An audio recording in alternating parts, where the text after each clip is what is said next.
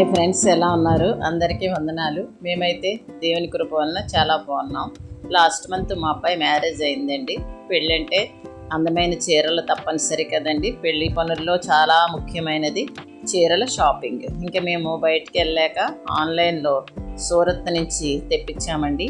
ఈ చీరల కలెక్షన్ మీతో షేర్ చేయాలని అనిపించింది, అందుకే చూపిస్తున్నాను. పెట్టుబడి చీరలు చూడండి.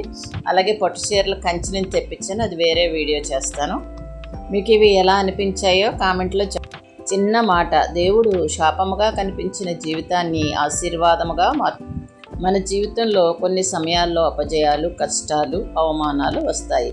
అప్పుడు మనం శాపంగా ఉన్నట్టు అనిపిస్తాం, అయ్యో అనిపిస్తుంది. కానీ దేవుడేం చెప్తున్నాడు? మిమ్మల్ని రక్షిస్తాను అని. దేవుని రక్షణ మన జీవితాన్ని పూర్తిగా మారుస్తుంది. చూడండి, ఏసేపు చూడండి, బానిసగా ఉన్న తర్వాత అతను ఎంత హెచ్చింపబడ్డాడు, దేశానికే ఆశీర్వాదం అయ్యాడు. అలానే యోబు బాధలో ఉన్నాడు, తర్వాత రెట్టింపు ఆశీర్వాదం పొందాడు. అలానే దేవుడు మన జీవితాన్ని కూడా శాపంగా కనిపించిన స్థితి నుంచి ఆశీర్వాదంగా మారుస్తాడు.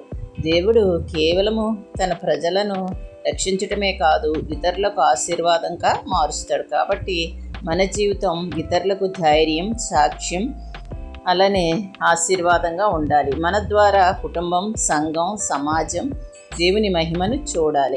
అందువల్లనే నిరుత్సాహపడకుండా దేవుని పనిలో బలంగా ఉండాలి, విశ్వాసంలో ముందుకు సాగాలి. అప్పుడే దేవుడు పని చేస్తున్నప్పుడు మనం ధైర్యంగా నిలబడాలి.